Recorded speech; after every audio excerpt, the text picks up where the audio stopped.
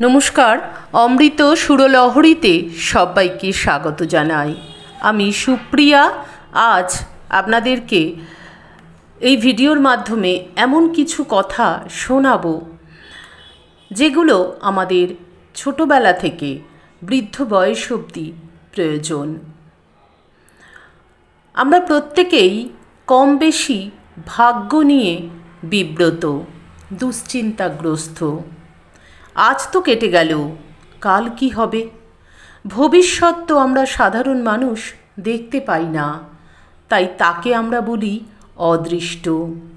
অদৃষ্ট জানার লোভে তাই দুর্বল চিত্ত মানুষ নানা জায়গায় ছোটেন, কখনো কখনো প্রতারিতও হন। এসব প্রবণতা দুর্বল মানুষকে আরও দুর্বলতর করে তোলে।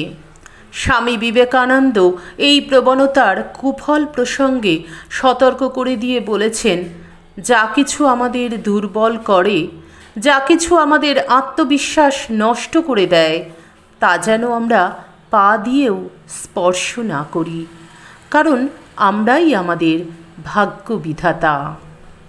বাস্তবিক অতীতই আমাদের জীবনের বর্তমান হয়ে আসে। আমরা আজ যা হয়েছি তা আমাদের অতীত চিন্তা ও কর্মের ফল, এবং ভবিষ্যতেও যা হতে চাই তা নির্ভর করবে বর্তমান জীবনকে আমরা কেমনভাবে, কোন পথে চালিত করছি তার উপর। এই পরম সত্যটি স্মরণে রেখে শুধু ভারতের মুনি ঋষিরাই নন, বিশ্বের সর্বকালের শ্রেষ্ঠ মনীষীরাও সমস্বরে বলেছেন, মানুষই মানুষের ভাগ্য নির্মাতা। ঠাকুর শ্রীরামকৃষ্ণদেব বলেছেন, সব কিছু ঈশ্বরের উপরে অর্পণ করতে। সেই ঈশ্বরের উপরে অর্পণ করলেই ঈশ্বর আমাদেরকে রক্ষা করবেন। কিন্তু আমাদেরকেও তো কিছু প্রচেষ্টা করতে হবে নিজেদের ভাগ্যকে গড়ে তোলার জন্য। শুধুমাত্র ঈশ্বরের ওপরে নির্ভর করে আমি যদি অন্যায় করে চলি, আমি যদি ঠিক পথ অবলম্বন না করি, তাহলে তো আমার ভাগ্য গঠন হবে না। তাই আজ আমরা শুনব আমাদের এই ভাগ্যকে আমরা কিভাবে নিজেদের হাতের মুঠোয় আনব।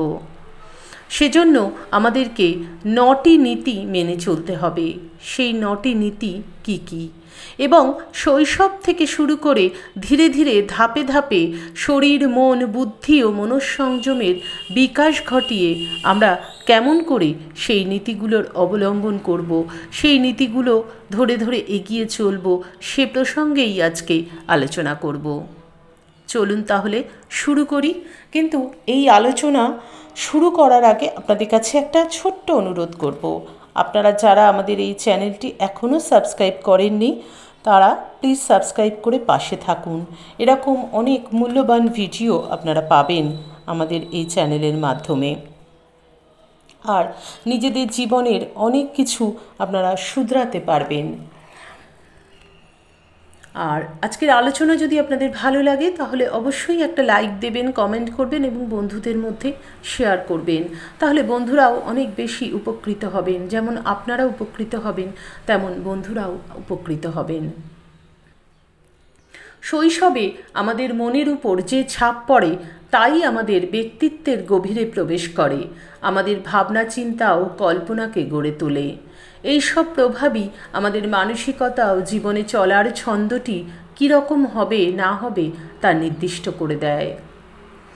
অবশ্য এ কথাও ঠিক, আমরা বয়স বাড়ার সঙ্গে সঙ্গেই আমাদের মনের গঠন ও তার ক্রিয়াকলাপ বুঝতে পেরে আমরা নিজেরা বদলে যেতেও পারি। আমাদের চিন্তাভাবনা বদলে যেতে পারে, আমাদের জীবনের মোড় ঘুরে যেতে পারে।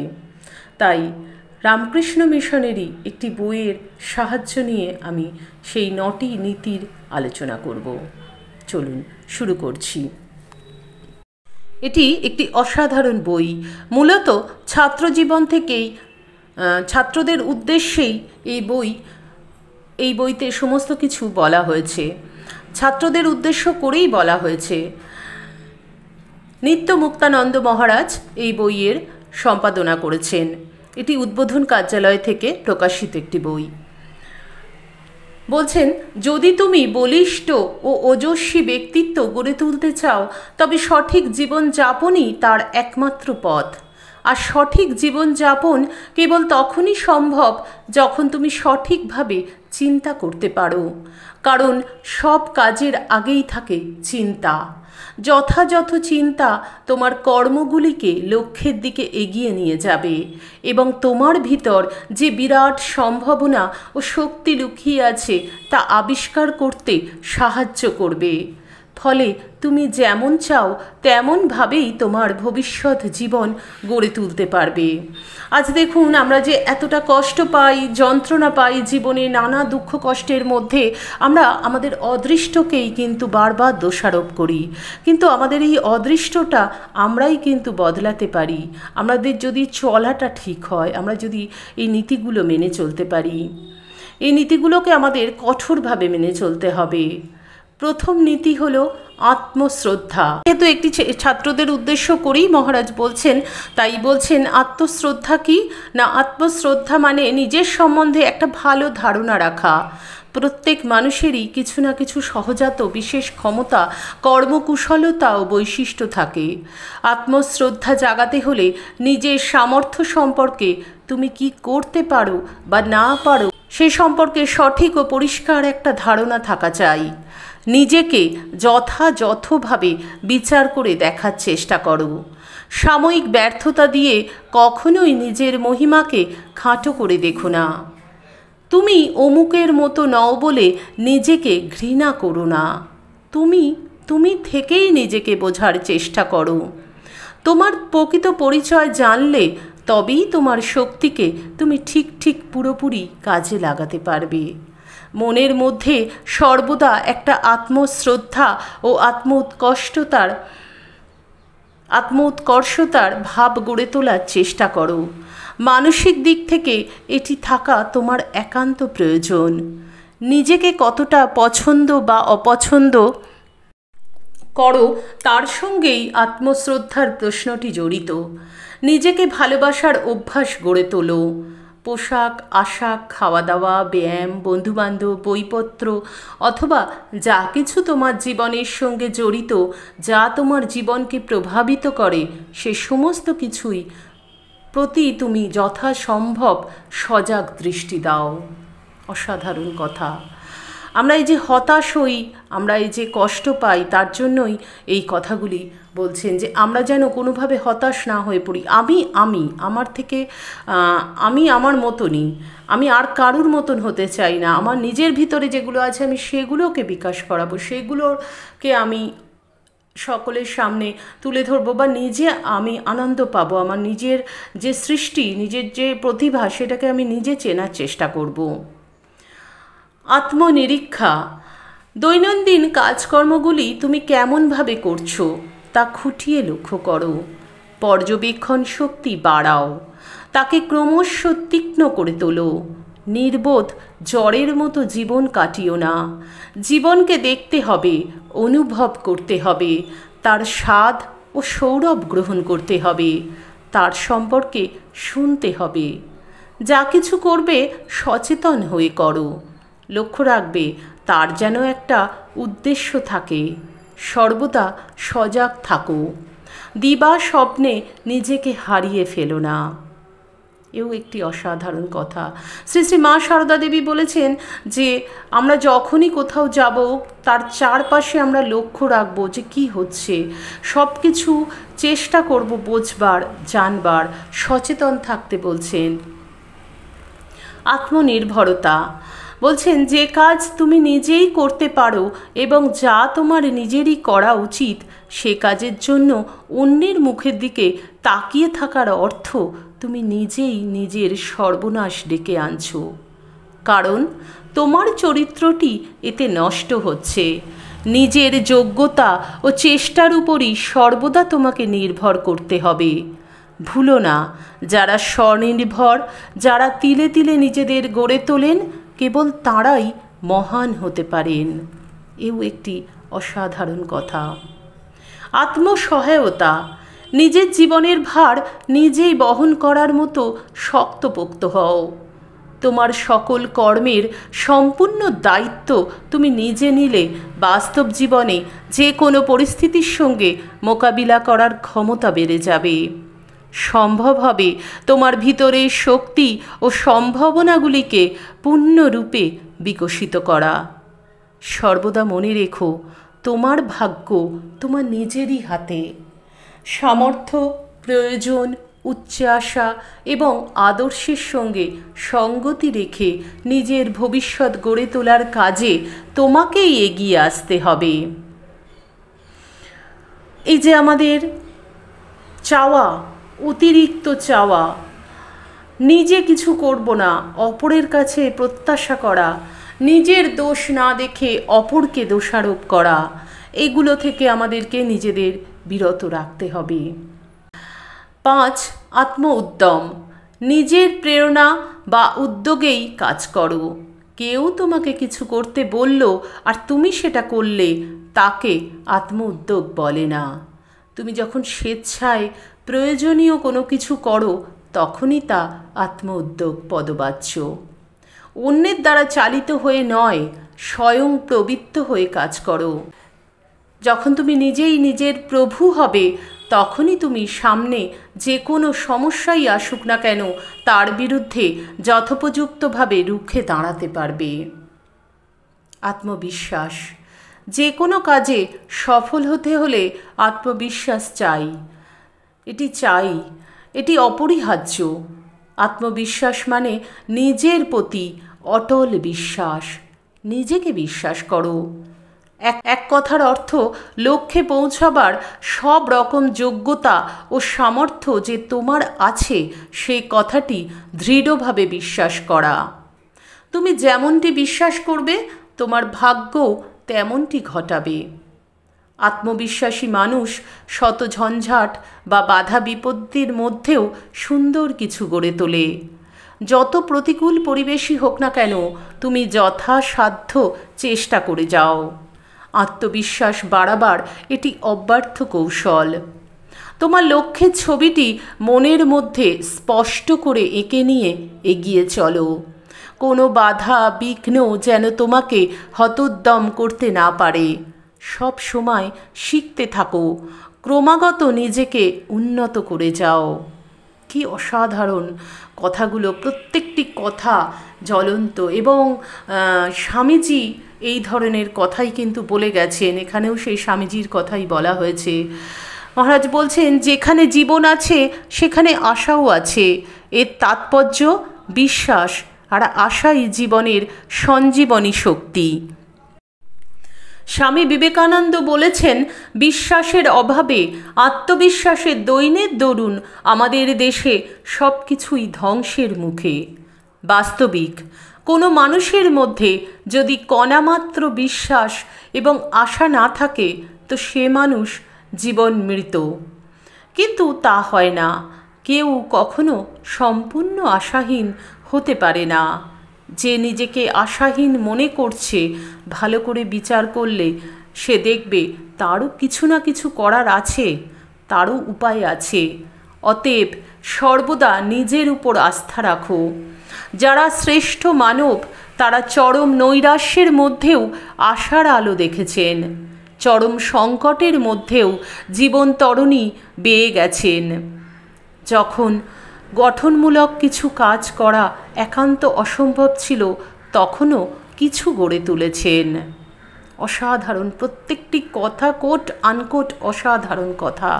স্বামীজি যখন প্রথম উদ্বোধন বইটি শুরু করলেন, তখন স্বামীজি বলেছিলেন যে এখানে নেতিবাচক কিচ্ছু থাকবে না, সব পজিটিভ, সবসময় পজিটিভ দৃষ্টিভঙ্গি থেকে দেখতে। এখানেও সেই একই কথা বলা হচ্ছে যে পজিটিভ দৃষ্টিভঙ্গি রাখো সর্বদা।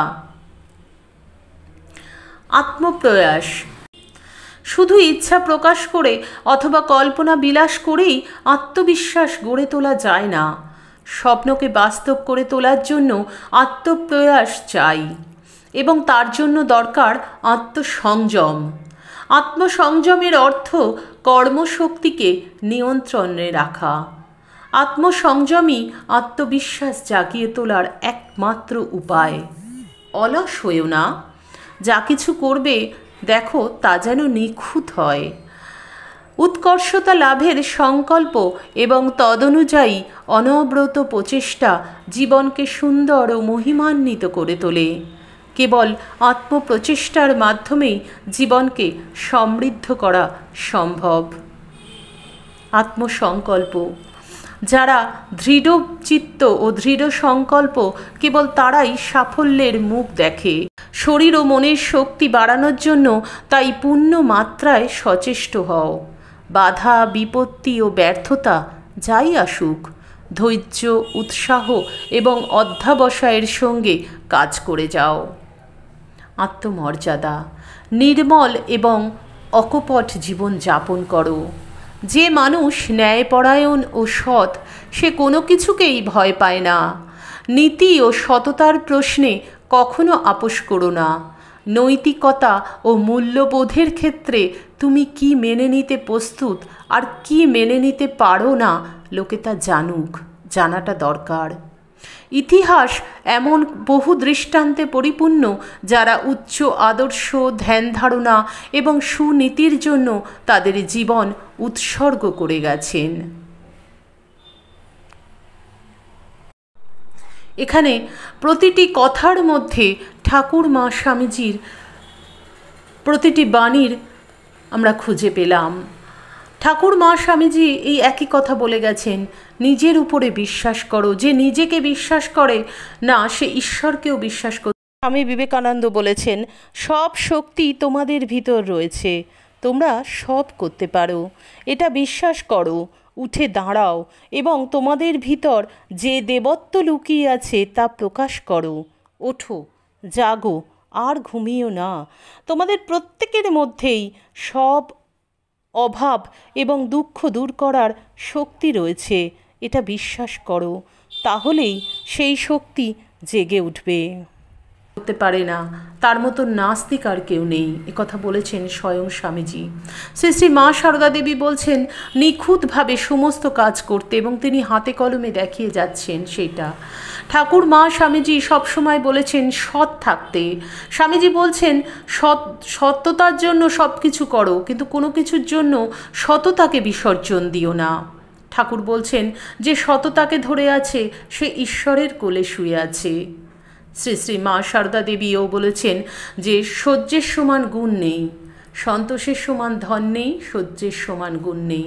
ঠাকুরও বলেছেন যে সহ্য করতে পারে, যে নিজের চিত্তকে সংযম আনতে পারে নিজের চিত্তে, যে দৃঢ় সংকল্প হতে পারে। কথামৃতের সেই গল্প আমাদের মনে পড়ে, যে সেই চাষার গল্প। চাষা দৃঢ় সংকল্প করে যখন আল কেটে সারাদিনের শেষে বাড়ি গেল, তখন নদী থেকে জল এলো। তো এই ঠাকুর মা স্বামীজি তথা রামকৃষ্ণ মিশন সেই শিশু বয়স থেকে যে শিক্ষা দেয়, এই শিক্ষা যদি আমরা গ্রহণ করতে পারি, তাহলে শুধুমাত্র ছাত্রদের জন্য নয়, আমাদের জীবনেও অনেক কিছু আমরা আমাদের নিজেদের ভাগ্যটাকে ঠিকঠাক করে করতে পারবো। আমাদের জীবনও সঠিক পথে চলবে। যদি ছোট বয়স থেকেও না মেনে থাকি, আজ যেন আমরা ঠাকুর মা স্বামীজির পথে চলতে পারি, মানতে পারি, এটাই তাদের চরণে প্রার্থনা। আমাদের ভাগ্যের উপরে দোষারোপ করতে হবে না। আমরা আমাদের নিজেদের ভাগ্যটা নিজেদের হাতের মুঠোয় গড়ে তুলতে পারবো। আজকে খুব আফসোস হয় যে মাগো, এত দেরিতে কেন তুমি তোমার কাছে আনলে আমায়? আমি যদি ছোট্ট বয়স থেকে, শিশু বয়স থেকে তোমার পায়ে নিজেকে সঁপে দিতাম, তাহলে হয়তো আজকে জীবনে যাই ঘটুক সেগুলো ঘটতো না, কিছুই হতো না, জীবনটা খুব সুন্দর হতো। দেখুন, আপনারা লক্ষ্য করে দেখবেন, যারাই ঠাকুর মা স্বামীজির চরণে গেছে, যারাই তাদের এই সমস্ত আদর্শ নীতিগুলোকে মেনে চলেছে, তারা কিন্তু সুন্দর জীবনযাপন করছে।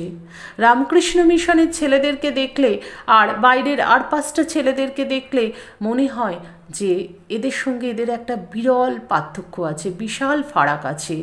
কারণ তাদের রামকৃষ্ণ মিশনের একটা ছেলের মধ্যে যে আচার আচরণে যে একটা সুন্দর, মানে কি বলবো, আচার আচরণ, প্রত্যেকটি কাজে, প্রত্যেকটি ব্যবহারে যে একটা সৌন্দর্য, সেই সৌন্দর্যটা আমরা কিন্তু সকলের মধ্যে পাই না।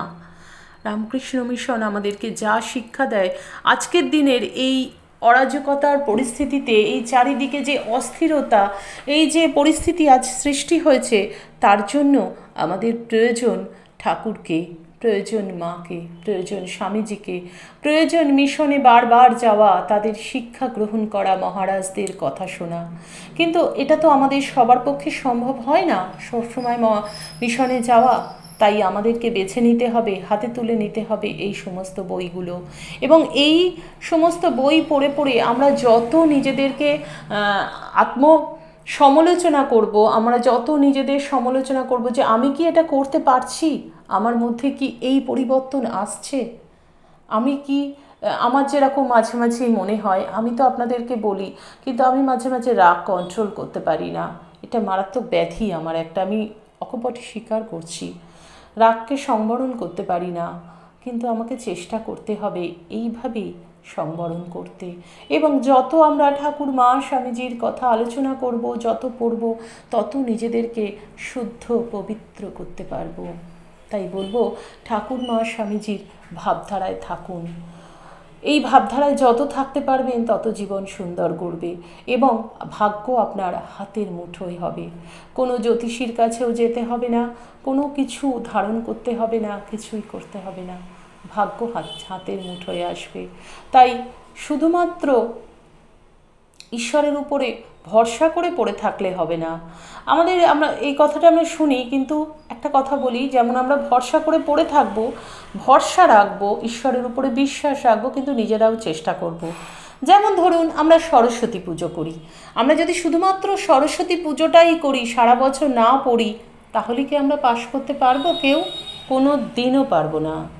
মা সরস্বতী কৃপা তখনই করবেন যখন আমার তরফ থেকে একটু চেষ্টা থাকবে, আমি যখন চেষ্টা করব।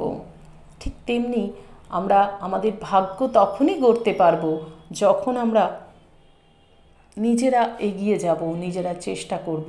ঠাকুর আমাদের হাত ধরে আছেন, কিন্তু আমাদেরকে নিজেদের চরিত্রটাও সুন্দর করে তুলতে হবে। আর সেই সুন্দর চরিত্র গড়তে গেলে এই 9টি নীতি মেনে চলুন। আশা করি আজকের আলোচনা ভালো লাগলো। একটু ডিস্টার্ব হলো বাইরের কোলাহলে, তো ভালো লাগলে অবশ্যই একটা লাইক দেবেন, কমেন্ট করবেন, বন্ধুদের মধ্যে শেয়ার করবেন। ঠাকুর মায়ের কৃপায় আপনারা সকলে খুব ভালো থাকুন, সুস্থ থাকুন, সকলের মঙ্গল হোক, সকলের ভালো হোক। ঠাকুরের নীতি মেনে চলুন, তাদের আদর্শ মেনে চলুন, জীবনকে সুন্দর করে তুলুন। ঠাকুর মায়ের চরণে আভূমি লুণ্ঠিত প্রণাম জানিয়ে আজকের ভিডিও এখানেই শেষ করছি। আবার আপনাদের সঙ্গে দেখা হবে আগামী ভিডিওতে। হরি ওম তৎসৎ। শ্রীরামকৃষ্ণ অর্পণমস্তু। জয় মা শারদেশ্বরী, জয় তু স্বামীজি মহারাজ।